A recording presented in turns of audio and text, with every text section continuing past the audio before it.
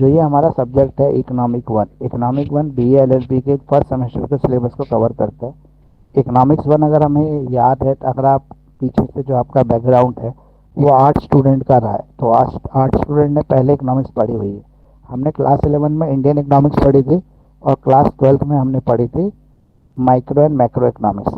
तो जो हमारी माइक्रो मैक्रो है उसका काफ़ी पोर्शन, और जो इंडियन इकोनॉमिक्स है उसका भी कुछ पोर्शन मिला के यहाँ पे इकोनॉमिक्स बना हुआ है, जिसको बी एल एल बी के सब्जेक्ट को इकोनॉमिक्स के रूप में अडॉप्ट किया। तो ये वही सब्जेक्ट है, अगर आपने पहले से आपका बैकग्राउंड रहा है तो आपके लिए ये सब्जेक्ट ईजी है, लेकिन अगर आपका बैकग्राउंड नहीं है तो फिर आपके लिए थोड़ा सा टफ है। जैसे मैंने वीडियो में पहला क्वेश्चन जो शेयर किया हुआ है आपको, वो सेंट्रल बैंक के फंक्शनिंग के बारे में बात की है कि सेंट्रल बैंक के क्या फंक्शन होते हैं, या भारत का जो सेंट्रल बैंक है उसे रिजर्व बैंक ऑफ इंडिया कहते हैं, तो उसका क्या फंक्शन है, वो क्या क्या काम करता है, या क्रेडिट को कैसे कंट्रोल करता है जो रिजर्व बैंक ऑफ इंडिया है। और रिजर्व बैंक ऑफ इंडिया का जो पर्टिकुलर फंक्शन है भारत में, वो मेन फंक्शन क्या है उसका। तो ये जो क्वेश्चन है ये आपका क्लास 11th की जो इंडियन इकोनॉमिक्स थी उसके अंदर ये कवर हुआ था टॉपिक। तो वहाँ से अगर आप पढ़ेंगे तो ज़्यादा आपको इजीली समझ में आ जाएगा। तो जैसे हम सेंट्रल बैंक की बात करते हैं, तो इंडिया का जो सेंट्रल बैंक है वो रिजर्व बैंक ऑफ इंडिया के नाम से जाना जाता है, ठीक है। जिसे हिंदुस्तान बैंक कहते थे पहले जब ब्रिटिशर्स थे इंडिया के अंदर, बैंक ऑफ हिंदुस्तान, लेकिन बाद में जब हम आज़ाद हुए तो हमने रिजर्व बैंक ऑफ इंडिया का नाम दे दिया इसको। ये हमारे पूरे भारत की जो फाइनेंशियल और मॉनेटरी सिस्टम है उसको कंट्रोल करने का काम करता है। इसके अलावा फाइनेंशियल स्टेबिलिटी और इन्फ्लेशन को कंट्रोल करने का काम भी रिजर्व बैंक ऑफ इंडिया का है। जो इसके फंक्शंस हैं वो है, सबसे पहला फंक्शन इसका है मॉनेटरी अथॉरिटी को रेगुलेट करना, यानी कि मॉनेटरी पॉलिसी बनाना इंडिया के लिए, जैसे repo rate, reserve repo rate, cash reserve ratio, statutory liquidity ratio, ये सब रेशो डिसाइड करने की जिम्मेदारी किसकी है, रिजर्व बैंक ऑफ इंडिया की। इन्हीं रेशो के ऊपर बेस करके जो बाकी कमर्शियल बैंक होते हैं, जो छोटे छोटे बैंक होते हैं, जैसे हमारा बैंक ऑफ इंडिया हो गया, स्टेट बैंक ऑफ इंडिया हो गया, पंजाब नेशनल बैंक हो गया, या और जो प्राइवेट बैंक होते हैं जैसे आईसीआई हो गया, एक्सिस बैंक हो गया, ये सारे बैंक अपने लोन के इंटरेस्ट के रेट को डिसाइड करते हैं इसी के बेसिस पर जो सीआरआर और रिजर्व रेपो जो रेशो होती है जो देता है आपका रिजर्व बैंक ऑफ इंडिया। इसके अलावा इन्फ्लेशन को कंट्रोल करने की जिम्मेदारी भी आरबीआई की होती है। इन्फ्लेशन का मतलब है मार्केट में जो गैप आ जाता है उस गैप को ख़त्म करने के लिए भी जिम्मेदार होता है रिजर्व बैंक ऑफ इंडिया। इसके अलावा जो नोट होते हैं हमारे करेंसी नोट होते हैं उनको प्रिंट करना, उनकी सप्लाई को डिमांड को मैनेज करना, ये सारी जिम्मेदारी भी रिजर्व बैंक ऑफ इंडिया की है। जो भी हमारे देश के बड़े बड़े फाइनेंशियल इंस्टीट्यूशन हैं, चाहे वो बैंक हैं या और भी बड़े जो नॉन बैंकिंग फाइनेंशियल कंपनीज हैं, उन सबको कंट्रोल करने की जिम्मेदारी किसकी है, रिजर्व बैंक ऑफ इंडिया की। उनको काम करने, जैसे कोई भी नया बैंक अगर खोलना चाहता है तो नए बैंक को खोलने का जो लाइसेंस है वो रिजर्व बैंक ऑफ इंडिया देता है। इसके अलावा जो फॉरेन एक्सचेंज रेट होता है, तो फॉरेन एक्सचेंज रेट को डिसाइड करने की जिम्मेदारी भी रिजर्व बैंक ऑफ इंडिया की रहती है। इसके अलावा ये बैंकर्स का बैंक है, मतलब सभी बैंक अपना एक खाता रिजर्व बैंक ऑफ इंडिया में खोलते हैं। इसके अलावा ये डेवलपमेंट का काम करता है भारत के अंदर। भारत के अंदर जो एग्रीकल्चर और स्मॉल स्केल इंडस्ट्रीज हैं उनका डेवलपमेंट के लिए काफ़ी प्रयास करता है और कंपनियों को फाइनेंशियल एड देता है। इसके अलावा ये कस्टोडियन ऑफ रिजर्व है, मतलब ये रिजर्व को अपने पास सुरक्षित रखता है और ये मॉनिटर करता है हमारी फाइनेंशियल पॉलिसीज़ को। तो ये इसके काम हो गए सेंट्रल बैंक के। अगर हम बात करें कि क्रेडिट कंट्रोल कैसे करता है आरबीआई, आरबीआई का क्या मेथड है क्रेडिट को कंट्रोल करने के लिए, तो आरबीआई जो है क्रेडिट कंट्रोल एजेंसी के रूप में भी काम करता है। और क्रेडिट कंट्रोल एजेंसी के रूप में ये काम कैसे करता है, एक मिनट सर। हाँ जी बोलिए। क्रेडिट कंट्रोल एजेंसी के रूप में भी काम करता है ये। और कैसे करता है क्रेडिट कंट्रोल एजेंसी के रूप में काम, सबसे पहले ये हमारे क्वांटिटेटिव जर्नल मेथड डिसाइड करता है। क्वांटिटेटिव जर्नल मेथड होते क्या हैं, ये ओवरऑल सप्लाई को देखते हैं कि डिमांड और सप्लाई कैसी है मार्केट के अंदर। फॉर एग्जांपल बैंक के रेट पॉलिसी को बनाना, मतलब बैंक के रेटों को एडजस्ट करना कि बैंक कितना इंटरेस्ट देंगे, कितना इंटरेस्ट लेंगे। और इसके अलावा बैंक जो रेट है उनको घटाना या बढ़ाना। इसके अलावा ओपन मार्केट ऑपरेशंस को मैनेज करना। फॉर एग्जांपल जैसे आपके जो ओपन मार्केट में जो गवर्नमेंट सिक्योरिटीज़ होती हैं उनको सेल करना, उनको परचेज करना।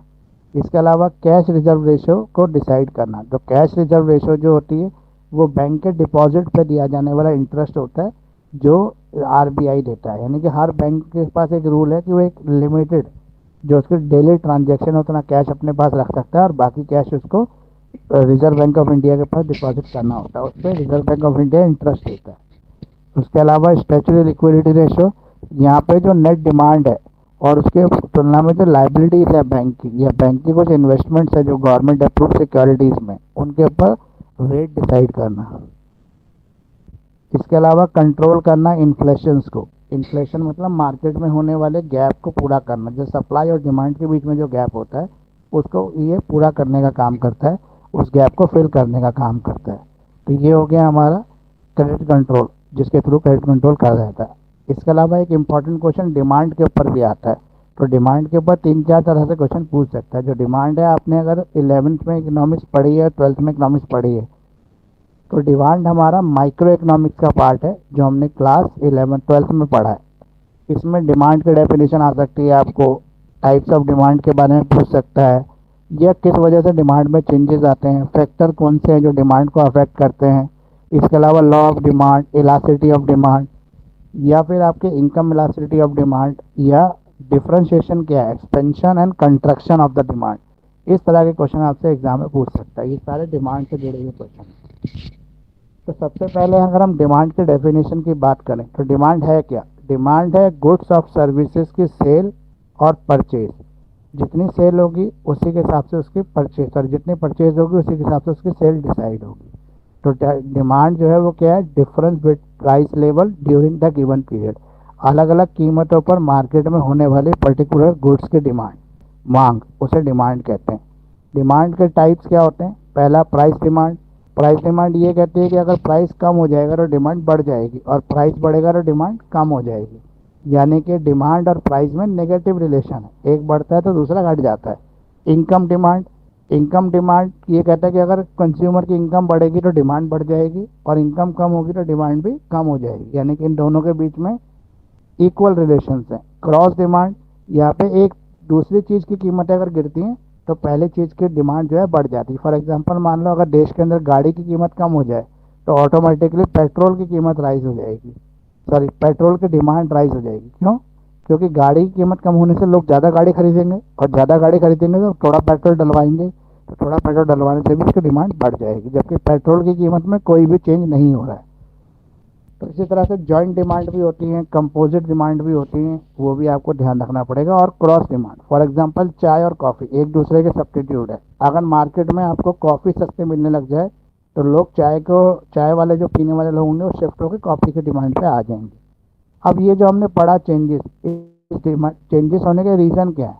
क्यों डिमांड कभी बढ़ जाती है, क्यों डिमांड कभी घट जाती है? तो इसके बढ़ने और घटने के पीछे बहुत सारी रीजंस है। जैसे प्राइस में चेंज हो जाता है, इनकम में चेंज हो जाता है कंज्यूमर की, या लोगों का टेस्ट या प्रेफरेंस बदल जाता है, या पॉपुलेशन बढ़ जाती है। फॉर एग्जांपल मान लो कि एक शहर में जो पहले 1 लाख लोग रहते थे तो उसी के हिसाब से डिमांड थी, उस शहर में अचानक से जो है 50,000 लोग और आ गए बाहर से, तो अचानक से वहाँ पे चीज़ों की डिमांड बढ़ जाएगी। तो पॉपुलेशन बढ़ने से भी मांग बढ़ जाती है, और पॉपुलेशन घटने से मांग घट जाती है। इसके अलावा कॉम्प्लीमेंट्री और सब्स्टिट्यूट गुड्स, ये भी एक दूसरे की मांग को प्रभावित करते हैं। जो फैक्टर जो अफेक्ट करते हैं डिमांड को, वो यही फैक्टर्स हैं जो मैंने अभी आपको बता दिए। टेस्ट प्रेफरेंसेस, प्राइसेस हो गए, आपके सप्लाई गुड्स हो गए, या पॉपुलेशन। डिमांड का लॉ क्या कहता है? डिमांड का लॉ कहता है कि अगर बाकी सारी चीज़ें जो है स्टेबिलिटी में रहे, मतलब स्थिर रहे, तो प्राइस के चेंज होने से डिमांड में चेंज आता है। अगर प्राइस इंक्रीज होता है तो डिमांड डिक्रीज हो जाती है, अगर प्राइस डिक्रीज होता है डिमांड इंक्रीज हो जाती है। तो प्राइस और डिमांड में इनवर्स रिलेशनशिप है। हमेशा जो डिमांड कर्व होता है उसका जो स्लोप होता है वो डाउनवर्ड ही क्यों होता है, वो अपवर्ड क्यों नहीं होता? वो इसलिए होता है क्योंकि प्राइस में और जो डिमांड है उसमें इनवर्स रिलेशन है, उसमें नेगेटिव रिलेशन है। एक बढ़ता है तो दूसरा घट जाता है, दूसरा घटता है तो पहला बढ़ जाता है, इसलिए ऐसा होता है। इसलिए जो डिमांड कर्व होता है वो हमेशा डाउनवर्ड स्लोप करता है। इलास्टिसिटी ऑफ डिमांड, डिमांड की लोच, मांग की लोच क्या है, इलास्टिसिटी क्या है?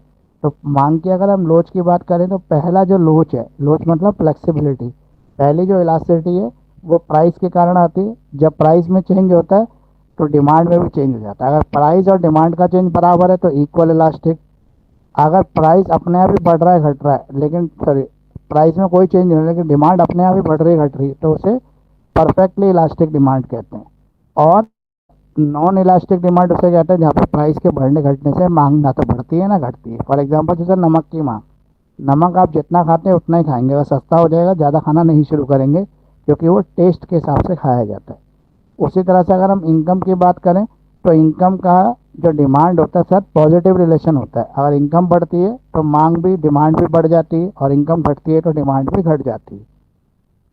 तो इसी तरह से और भी है जो डिमांड को प्रभावित करते हैं, जिसमें क्रॉस और सब्स्टिट्यूट गुड्स भी आ जाते हैं। अगर हम डिमांड कर्व की बात करें तो क्या रीज़न है कि डिमांड कर्व जो है वो डाउनवर्ड स्लोप होता है, मतलब नीचे की तरफ गिरता हुआ क्यों दिखता है? तो इसके लिए सबसे पहला रीज़न है law of diminishing marginal utility. मतलब हर एक गुड्स को एक्स्ट्रा गुड्स यूज़ करने से उसकी यूटिलिटी धीरे धीरे कम होने लग जाती है, और हम जब एक मैक्सिमम लेवल पर पहुंच जाते हैं तो फिर उसकी यूटिलिटी जीरो हो जाती है, और जीरो के बाद भी अगर हम उस चीज़ का सेवन करते रहते हैं तो वही यूटिलिटी फिर नेगेटिव में आ जाती है। तो ये आपका क्वेश्चन कंप्लीट हो गया। आपको ये डिमांड वाले सारे टॉपिक करने हैं, अच्छे से करने, क्योंकि इसी में से आपको एग्जाम में पूछा जाएगा। फिर अगला हमारा जो इम्पोर्टेंट टॉपिक है वो है population. Population increase in India, Bharat में कैसे पॉपुलेशन बढ़ रही है, ये पॉपुलेशन पॉलिसी कैसी है भारत की। तो अगर हम पॉपुलेशन की बात करें, इंडियन पॉपुलेशन की बात करें, तो ये हमने क्लास 11th में इकोनॉमिक्स के अंदर पढ़ा था, इंडियन इकोनॉमिक्स में। तो इसका सबसे बड़ा रीज़न क्या है, भारत में जनसंख्या बढ़ने का सबसे बड़ा रीज़न क्या है कि हमारे देश में हाई बर्थ रेट है, मतलब पैदावार ज़्यादा है, बच्चे बहुत सारे पैदा होते हैं, और हर साल जो है बहुत सारी शादियां हो जाती है, जिससे बच्चे पैदा होने की क्षमता और बढ़ जाती है। इसके अलावा हमारे यहाँ पे अर्ली मैरिजेस का चलन है, मतलब जैसे हम फॉरेन देखें तो वहाँ पे 40-40 या 35-35 साल की औरतें जो है शादी करती है, लेकिन इंडिया में 18 क्रॉस होते ही लड़की के लिए लड़का ढूंढना शुरू कर देते हैं। और उसके अलावा अब हमारे यहाँ पे हेल्थ फैसिलिटीज़ अच्छी हो गई हैं, तो जो डेथ रेट है वो कम हो गया, लोगों ने मरना कम शुरू कर दिया, तो लोग कम मर रहे हैं और ज़्यादा पैदा हो रहे हैं, तो इससे पॉपुलेशन बढ़ रही है। इसके अलावा पॉवर्टी और इलनेस, गरीबी, जो गरीब फैमिलीज होती हैं वो ये सोचते हैं कि जितने बच्चे होंगे उतनी आमदनी बढ़ जाएगी, तो इसलिए वो भी ज़्यादा बच्चे पैदा करना शुरू कर देते हैं। इसके अलावा lack of effective family planning, हमारे यहाँ पे फैमिली प्लानिंग प्रोग्राम्स की कमी है, लोगों में अवेयरनेस ही नहीं है कि फैमिली प्लानिंग भी हो सकती है, और वो बच्चों को भगवान की देन समझ के पैदा करते चले जाते हैं। तो ये सब चीज़ रीजन से हमारी कंट्री के अंदर जो पॉपुलेशन है बहुत ज़्यादा है, और इसको कंट्रोल करना बहुत जरूरी है। अगर ये पॉपुलेशन कंट्रोल नहीं हुई तो एक टाइम ऐसा आएगा कि हमें खाने के लिए भी दिक्कत हो जाएगी, मतलब इंडिया के पास ना अनाज नहीं होगा जितने लोग होंगे, और उतनी ज़मीन नहीं होगी जितने रहने वाले होंगे, तो इसलिए पॉपुलेशन एक्सप्लोजन के ऊपर कंट्रोल होना जरूरी है। एक और इम्पोर्टेंट क्वेश्चन है जो अगला मैंने आपको यूट्यूब पे शेयर किया हुआ है, वो है importance of small scale industries in India. लघु और कुटीर उद्योगों का क्या वर्चस्व है इंडिया के, उनकी क्या जरूरत है? तो अगर हम देखें तो हमारे देश के अंदर सबसे बड़ी प्रॉब्लम क्या है, अनएम्प्लॉयमेंट है, बेरोजगारी है। और बेरोजगारी से लड़ने के लिए सबसे इम्पोर्टेंट टूल क्या है, वो है लघु और कुटीर उद्योग, स्मॉल स्केल इंडस्ट्रीज। क्योंकि लघु और कुटीर उद्योग ऐसे जो गांव देहात पे छोटे स्केल पर शुरू किए जा सकते हैं, और बहुत सारी फैमिलीज को इससे रोजगार मिल सकता है। तो ये इम्पोर्टेंट एम्प्लॉयमेंट जनरेशन सोर्स है, ये कंट्रीब्यूट करता है आपकी जीडीपी को, जीडीपी 30% हो सकती है इसके अंदर। ये एक्सपोर्ट करता है आपके प्रमोशंस को, ठीक है, एक्सपोर्ट को प्रमोट करने का काम करता है, क्योंकि ज़्यादा पैदावार होने से हम अच्छा एक्सपोर्ट कर सकते हैं। इसके अलावा regional development, increment of enterprise, entrepreneurship, यानी कि लोगों को नए उद्योग धंधे स्थापित करने में मदद मिलती है।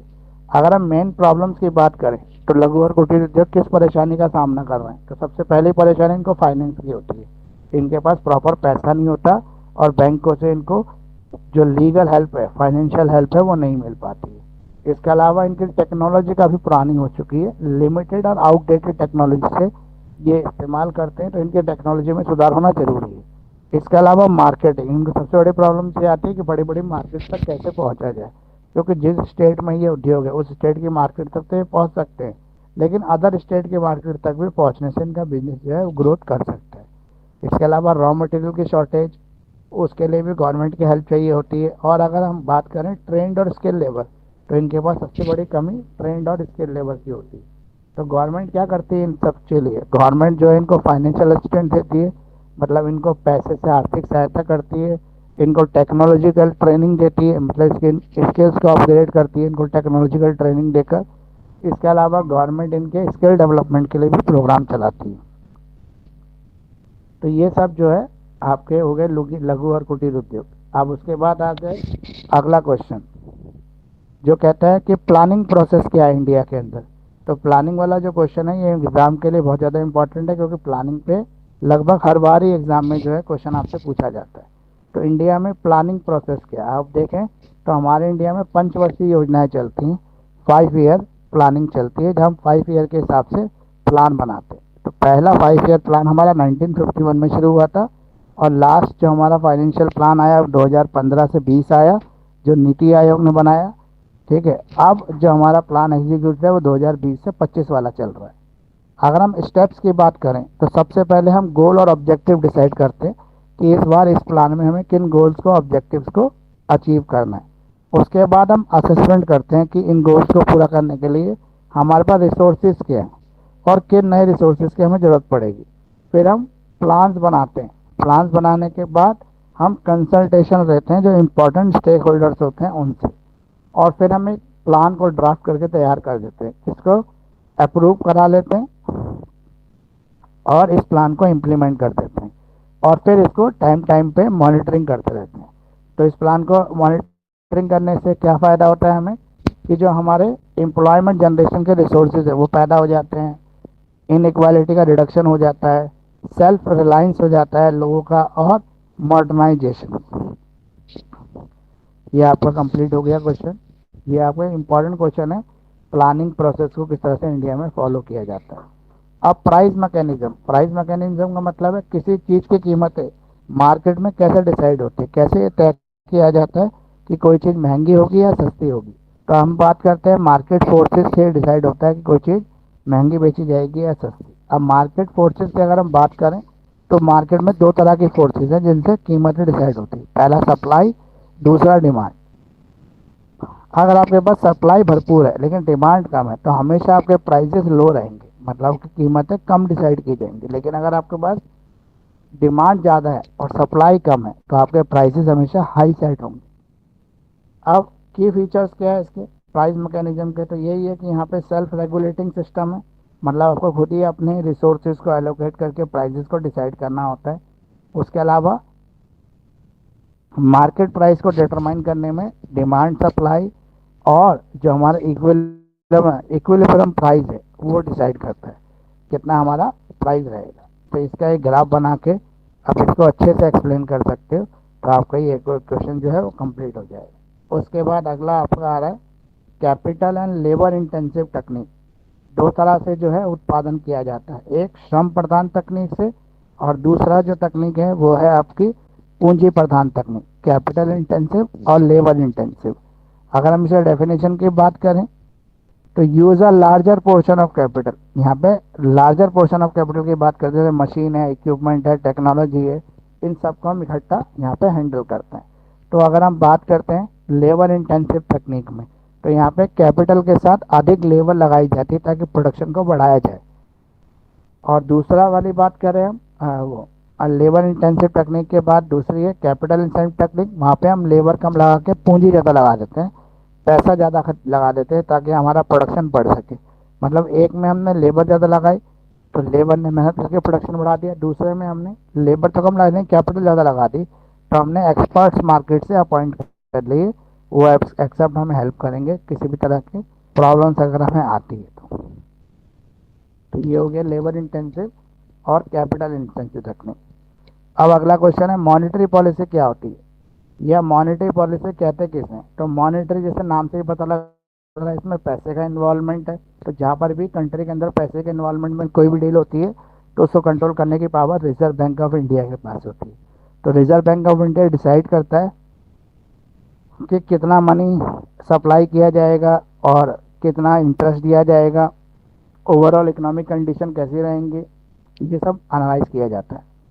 तो monetary policy use to regulate the inflation, stabilise the currency and achieve the sustainable economic growth. It can be broadly classified into two types. अब ऑब्जेक्टिव क्या है, देखो मॉनेटरी पॉलिसी का ऑब्जेक्टिव क्या है, तो ये कंट्रोल करती है इन्फ्लेशन को, इसलिए बनाई जाती है इसको। साथ में ये करेंसी के अंदर स्टेबलाइजेशन देती है, मतलब करेंसी स्टेबल हो जाती है, अप्स एंड डाउन खत्म होने की कोशिश हो जाती है। इकोनॉमिक ग्रोथ, इकोनॉमिक की ग्रोथ पर भी इसे डिपेंड करता है और लोगों को सभी को रोजगार मिल जाता है, फुल एम्प्लॉयमेंट। अब मनी, ये जो मॉनेटरी पॉलिसी है इसको अगर हमें करना है तो इसके लिए कौन कौन से इंपॉर्टेंट टूल है या इंस्ट्रूमेंट कौन से हैं जिनको इस्तेमाल करके शोकेस। पहले क्वांटिटेटिव इंस्ट्रूमेंट, जहाँ पर हम सप्लाई को इंटरेस्ट रेट के साथ वेरिएशन करके चेक करते हैं, और इसे हम मार्केट ऑपरेशन के नाम से जानते हैं। इसका अगर हम इम्पैक्ट बात करें तो ये रिवर्स रेपो रेट और CRR रेट जो है उसको डिसाइड करने में हेल्प करती है। अब कैश रिजर्व रेशो क्या होती है, अगर हम कैश रिजर्व रेशो की बात करें तो ये मिनिमम परसेंटेज है कमर्शियल बैंक के लिए, जो भी इनके पास टोटल डिपॉजिट आता है उस पर वो मिनिमम परसेंटेज ले लेते हैं, मतलब डिपॉजिट के ऊपर वो इंटरेस्ट देना शुरू कर देते हैं। इसे कहते हैं CRR। CRR का जो बेसिकली फंक्शन क्या है, वो रिड्यूस करना है अमाउंट ऑफ और money available for the bank of land, thus discussing the money supply and helping to control. फिर आ गया आपका स्टैचुटरी लिक्विडिटी रिसोर्स यानी कि रेशो। तो स्टैचुटरी लिक्विडिटी रेशो जो है वो एक मिनिमम परसेंटेज है कमर्शियल बैंक के लिए, जहाँ पे हम net demand, time liabilities must be cap in the form of like assets, cash, gold और गवर्नमेंट सिक्योरिटी, मतलब ऐसी सभी चीज़ें जो खराब ना होती हो, ढूंढती ना हो, वो सब चीज़ें यहाँ पर हम यूज़ कर सकते हैं। अब क्वेश्चन नंबर 9 हमारा, यानी कि जो अगला क्वेश्चन है वीडियो का, वो कहता है एग्रीकल्चर और इंडस्ट्री जो है इंडिया की, उनके क्या रोल है, एग्रीकल्चर इंडस्ट्री के क्या रोल है। Should be priorities between the agriculture and industry for India as a developing country. तो डेवलपिंग कंट्री के रूप में प्रायोरिटीज जो है वो एग्रीकल्चर और इंडस्ट्री है। अब रोल क्या है एग्रीकल्चर और इंडस्ट्री का इंडिया के अंदर, तो अगर हम एग्रीकल्चर की बात करें इंडिया में रोल की, तो traditionally been backbone of the Indian economy. It is not only a key source of livelihood for the large number of population, but also primary contribute to the country's food security and rural development. Basically, ये जो काम है ये agriculture का है जो India में किया जाता है। इसके अलावा GDP इंक्रीज हो जाती है, इससे लोगों को फूड सिक्योरिटी मिल जाती है, मतलब किसी को भी खाने की दिक्कत नहीं होती, सबको एटलीस्ट फूड तो मिल ही जाता है, और रॉ मटेरियल की सप्लाई भी यही करता है। इसमें इंडस्ट्री का रोल क्या है, तो इंडस्ट्री के रोल की बात करें तो इम्पोर्टेंट रोल है, जहाँ पे ये ट्रांसफॉर्मिंग करते हैं इंडियन इकोनॉमी को, जहाँ पे कंट्रीब्यूट करते हैं जॉब क्रिएशन के लिए। अब जो हमारी प्रायोरिटीज हैं between agriculture and industry of India as a developing country, तो डेवलपिंग कंट्री के एवज में हम किसको प्रेफरेंस देंगे, तो हम देंगे लॉ को, जो हमारा मतलब जो हमारा ये कोड बोलता है।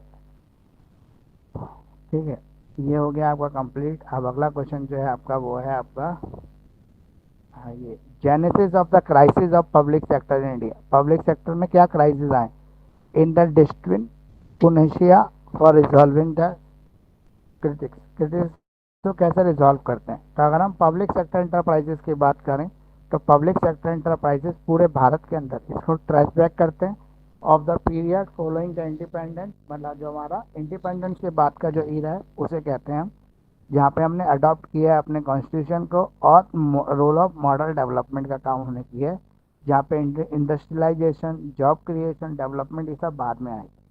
अब है रीज़न क्या है यहाँ पे पब्लिक सेक्टर इंडिया को क्रिटिसाइज करने के रीज़न क्या है।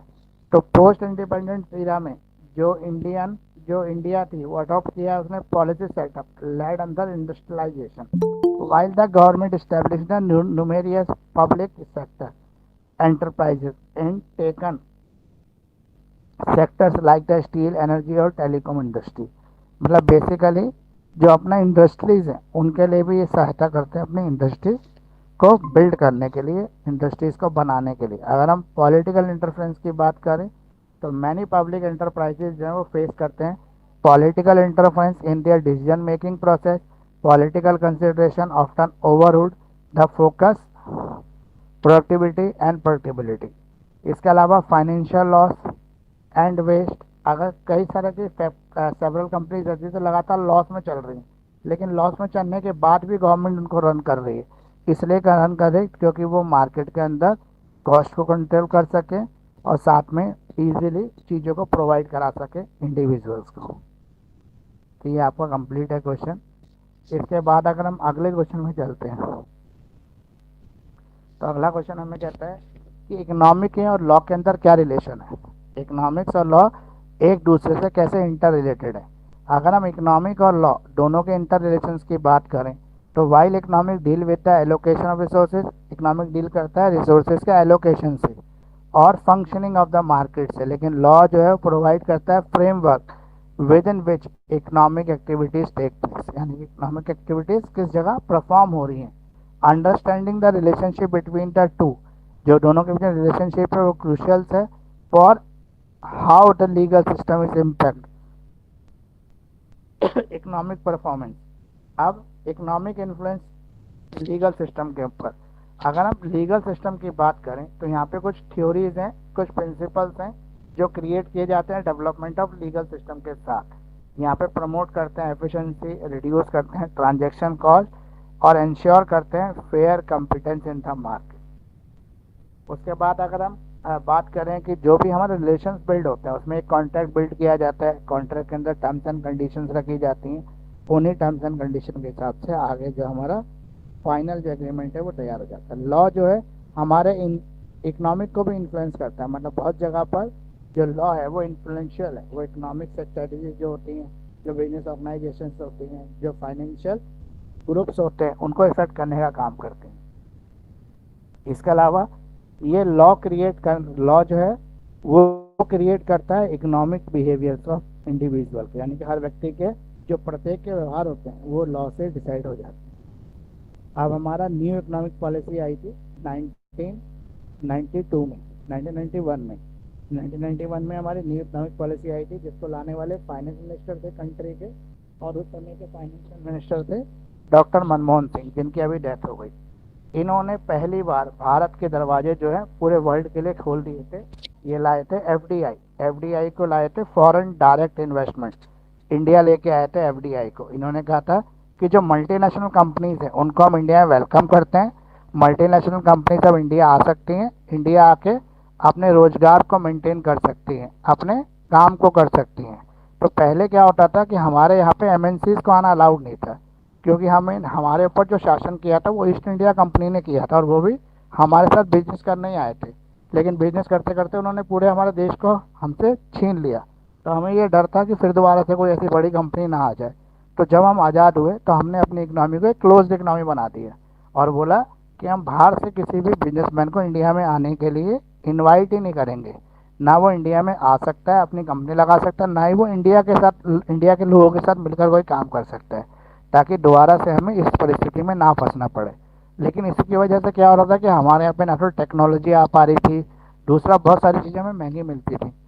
तो इस वजह से हमारी इकोनॉमी जो थी उसमें बहुत सारे क्राइसिस थे। उन क्राइसिस को रिजॉल्व करने के लिए डॉक्टर मनमोहन सिंह, जिनका कल निधन भी हो गया और कल उनका सेलिब्रेशन हुआ है, तो उन्होंने सबसे पहले लिबरलाइजेशन को इंडिया में शुरू किया, जिसको ग्लोबलाइजेशन, लिबरलाइजेशन यानी कि एलपीजी पॉलिसी कहते हैं। लिबरलाइजेशन, प्राइवेटाइजेशन और ग्लोबलाइजेशन। तो एलपीजी पॉलिसी ऑफ इंडिया इन्होंने शुरू की थी 1991 में। इन्होंने बोला कि पहले क्या होता था, किसी भी प्राइवेट को अगर कोई भी उद्योग धंधे शुरू करने तो उसको बहुत सारे लाइसेंस लेने पड़ते थे गवर्नमेंट से, तभी वो काम कर सकता था। मतलब बहुत सारी रोक लगा रखी थी गवर्नमेंट ने, ताकि कोई प्राइवेट सेक्टर भी किसी का शोषण ना करे उद्योग लगा के। इस वजह से तो इन्होंने एक तो वो सबको बोला कि जो भी अपनी फैक्ट्री लगाना चाहता है, छोटे छोटे उद्योग करना चाहता है, वो कर सकता है, उसके ऊपर हम किसी तरह का कोई सिस्टम या लाइसेंस नहीं लगाएंगे। बहुत ही अननेसेसरी चीज़ों के लिए, मतलब बहुत नेसेसरी चीज़ों के लिए लाइसेंस जरूरी था। जैसे दवाई बनाने की कंपनी लगानी है तो आपको लाइसेंस लेना जरूरी है, लेकिन छोटे मोटा कोई काम आप करना चाहते हैं, खिलौने बनाना चाहते हैं, कोई खाने पीने की चीज़ों को पैकिंग करके बेचना चाहते हैं, तो आपके ऊपर कोई रोक नहीं है, आप प्राइवेट उद्योग लगा सकते हैं। इसके अलावा इन्होंने पीपीपी मॉडल भी लेके आए इंडिया के अंदर, पब्लिक प्राइवेट पार्टनरशिप, जहाँ पे सरकार प्राइवेट लोगों के साथ मिलकर कुछ कंपनियों का सेटअप करेगी, जिससे रोजगार तो मिलेगा ही मिलेगा, साथ में सरकार के ऊपर बर्डन कम होगा, क्योंकि सारा पैसा प्राइवेट सेक्टर का लगेगा, लेकिन सिर्फ सुपरवाइजरिंग और मॉनिटरिंग जो है सरकार की रहेगी, जिसमें सरकार को भी प्रॉफिट मिलेगा। इसके अलावा ग्लोबलाइजेशन, एलपीजी पॉलिसी है, तो लिबरलाइजेशन, प्राइवेटाइजेशन और लास्ट ग्लोबलाइजेशन। तो ग्लोबलाइजेशन के थ्रू हमने पूरे ग्लोब को, पूरे वर्ल्ड को इकट्ठा किया, भारत आने के लिए इनवाइट किया। और इतनी बड़ी मार्केट थी इंडिया की, क्योंकि सबसे ज़्यादा सेकंड लार्जेस्ट पॉपुलेशन इंडिया की थी उस समय, जो अब फर्स्ट लार्जेस्ट पॉपुलेशन हो चुकी है वर्ल्ड में। तो हर कोई इंडिया में आकर अपने सामान को बेचना चाहता है, क्योंकि सबसे बड़ी मार्केट इंडिया में है। तो इसी वजह से ग्लोबलाइजेशन को इन्होंने सबको इनवाइट किया कि सब आकर हमारे देश के अंदर अपनी चीज़ों को बेच सकते हैं, किसी तरह की कोई रोक हम उनके ऊपर नहीं लगाएंगे। तो ये जो कुछ इम्पोर्टेंट डिसीजन थे जो इन्होंने लिए, और जो आज तक भी काबिल तारीफ कहे जाते हैं। ठीक है, तो ये आपका जो इकोनॉमिक्स का, लगभग मैंने हर इम्पोर्टेंट टॉपिक को जो है आपके साथ डिस्कस कर लिया। अब आपके कोई क्वेश्चन है तो पहले आप वो पूछ लीजिए। बताइए, किसी को कोई पूछना है, कोई डाउट है तो। सर मेरे को मिक्स एक एक करके पूछो, एक एक करके बोलिए। पहले विशाल आप पूछ लो, क्या कह रहे थे। सर मेरी ना फर्स्ट सेम में बैक थी, तो मैं पूछना चाहता था इकोनॉमिक्स का पेपर हार्ड आ सकता है या फिर नॉर्मल ही आएगा? जो बैक वाले स्टूडेंट का पेपर है वो रेगुलर स्टूडेंट जैसे ही आता है उन्हीं के साथ आप दे रहे हो, तो जैसे इनका आएगा वैसे ही आपका आएगा। तो नॉर्मल ही आएगा ना वैसे? हाँ, नॉर्मल है। इकोनॉमिक्स में थोड़ा आपको ध्यान ये देना होता है कि इकोनॉमिक्स जो है ना, थोड़ा सा पढ़ने में डिफिकल्ट सब्जेक्ट है। इतनी इजीली उसको याद करना, मेमोराइज करना और याद रखना एग्जाम तक वो थोड़ा डिफिकल्ट हो जाता है, तो वो थोड़ा आपको ध्यान देना पड़ेगा। ठीक है। और कोई, और आप पूछिए, बताइए आप, क्या नाम है आपका? तो जय भोलेनाथ लिखा हुआ है।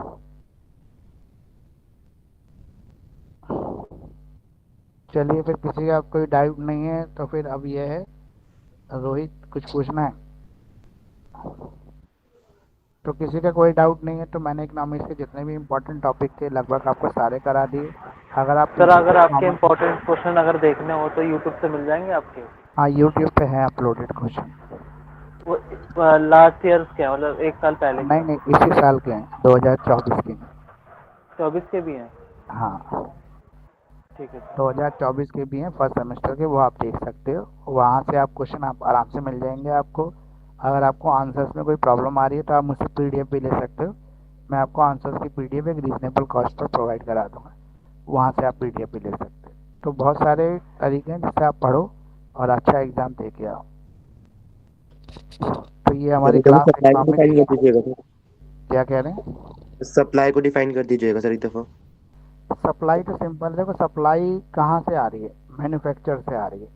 जो सप्लाई है उसके पीछे टेक्नोलॉजी, रॉ मटेरियल और जो लेबर है, कैपिटल है, ये सारे फैक्टर अगर सफिशिएंट मात्रा में आपके पास उपलब्ध हैं तो आप सप्लाई मार्केट में ज़्यादा कर सकते हैं। लेकिन कहीं पर अगर स्केर्सिटी आ गई, रॉ मटेरियल की, लेबर की, टेक्निक्स की, स्किल्स की, या फिर आपकी मतलब फैक्ट्रीज की, मैन्युफैक्चर की, मतलब ऑनर की, या फिर कैपिटल की, तो वहाँ पर आपकी सप्लाई कम हो जाएगी।